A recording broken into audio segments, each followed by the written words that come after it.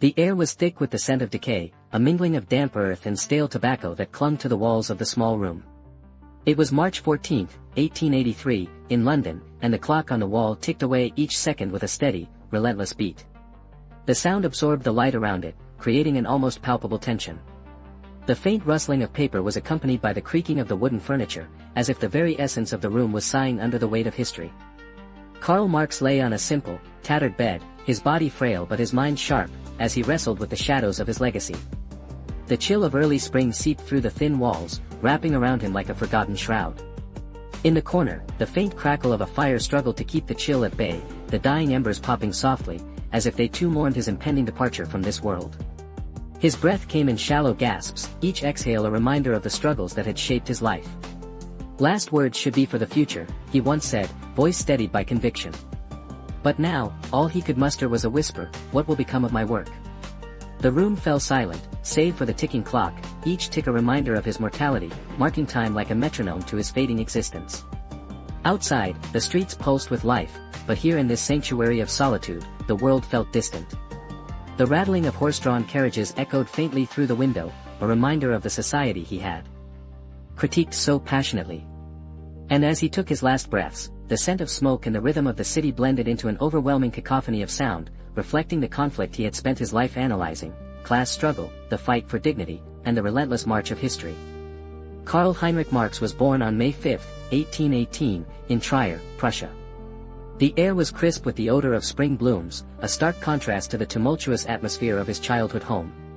His father, a lawyer, was a man of letters but faced the harsh realities of a society steeped in rigid class hierarchies. The oppressive weight of financial instability constantly loomed over the family, creating a rift that would shape Marx's perspective on wealth and power. Marx's mother, Henriette Pressburg, often wept quietly in the corners of their modest home, her sobs muffled by the damp walls. The scent of her tears mixed with the smell of the household's meager meals, inciting a profound sense of helplessness in young Karl. The discontent echoed in the house, a raw, palpable tension that he absorbed like a sponge. "What good is a father's wealth if it cannot protect his family?" he would later reflect. These early experiences of economic instability and familial strife ingrained in him an acute awareness of class disparities. As he grew, Marx faced numerous hurdles in his academic and personal life. The smell of ink and parchment filled the air as he navigated the rigorous studies at the University of Bonn, where the pressure to conform to societal expectations was suffocating. He often found himself in heated debates with professors and peers, his voice rising over the din of their judgments. But failure struck hard when he was expelled from the university for his radical ideas. The chill of winter seeped into his bones as he walked the cobblestone streets, feeling the weight of disapproval and disappointment. "How can I change the world when my own world is crumbling?" he pondered. That moment of despair was almost suffocating, like a blanket of snow smothering a flickering flame. Marx returned home, overwhelmed by self-doubt. The familiar smell of his childhood home, once comforting, now felt stifling. "I am meant for more, yet I am lost," he whispered to himself, the words hanging in the air like a fog that refused to lift. It was during his time in Paris, amidst the vibrant yet volatile atmosphere of the 1840s, that Marx's ideas began to crystallize. The smell of fresh bread from nearby bakeries filled the air, mingling with the scents of oil from street vendors, but it was the acrid smoke of revolution brewing in the streets that captivated his mind. He thrived on the energy of the city, finding inspiration in the struggles of the proletariat. In 1848, the revolution swept across Europe like wildfire, and Marx seized upon this chaotic moment to develop his theory of historical materialism. He argued that material conditions form the basis of social reality, that human societies evolve through conflict driven by economic interests. This revolutionary thought became crystallized in his co-authored pamphlet, the Communist Manifesto. Marx's strategic genius lay in his understanding of class struggle as the engine of historical change. He wrote, "The history of all hitherto existing society is the history of class struggles." Armed with this insight, he sought to rally the disenfranchised against the bourgeoisie oppressors. He envisioned a world where the scent of sweat and labor would replace the roses of aristocratic privilege. "Workers of the world, unite," he urged, his voice charged with urgency, echoing in the minds of many who felt unheard. That rallying cry became a powerful tactic, uniting diverse groups under a common banner against their shared plight. The revolutions of 1848 reached a climax in Paris, where chaos erupted like a dormant volcano. The crack of gunfire shattered the early morning stillness, blending with the frantic shouting of men and women who believed their time had come. The streets, once lined with cafes and shops, turned into battlegrounds, the sharp tang of gunpowder suffusing the air. Marx watched from the sidelines, feeling the surge of adrenaline as the sound of marching boots echoed across the cobblestones. The clatter of sabers and the cries of the wounded filled his ears, each sound a visceral reminder of the stakes at hand. He was filled with both dread and hope, sensing that the very fabric of society was fraying.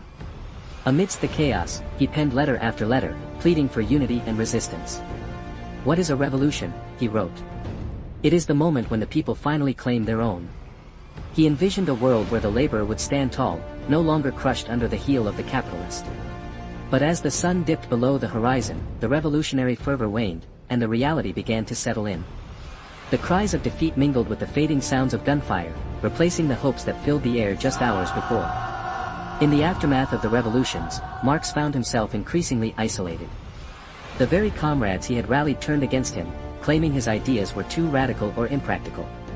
The bitterness of betrayal sank deeply into his core, wrapping around him like a cold, damp cloak. One of his closest allies, Mikhail Bakunin, openly criticized Marx's leadership style, branding him as authoritarian. "You aim to dictate our thoughts," Karl, Bakunin declared in a heated confrontation, his voice dripping with disdain. "You are not a liberator, you are a tyrant wrapped in the guise of revolution." The words cut deep, leaving Marx grappling with betrayal at a time when he needed allies the most. As the scent of revolution mixed with the odor of failure, Marx found himself at a crossroads. The struggle was no longer just against capitalism but against despair, loneliness, and the gnawing realization that his vision for the future was slipping away. Karl Marx passed away on March 14, 1883, but the flicker of his ideas continued to ignite the minds of millions. In his final years, he often mused about human nature, the resiliency of the spirit, and the relentless pursuit of justice. The world around him may have seemed bleak, but he believed in the inherent strength of the working class. Humanity's goal, he professed, is to create a society where freedom is a reality, not a dream. His belief that class conflict was the engine of progress resonated far beyond his lifetime, triggering movements across the globe, from the rise of socialism to the struggles for civil rights. Today, the smell of old books fills the air as scholars continue to dissect his work, challenging and applying his theories in varied contexts. Marx's insights on material conditions and social relations have proven to be a compass in navigating the complexities of modern society. In his final reflection, Marx encapsulated his life's work: philosophers have only interpreted the world, the point, however, is to change it. And as we grapple with the legacies of class struggle, economic disparity, and human rights, the question remains: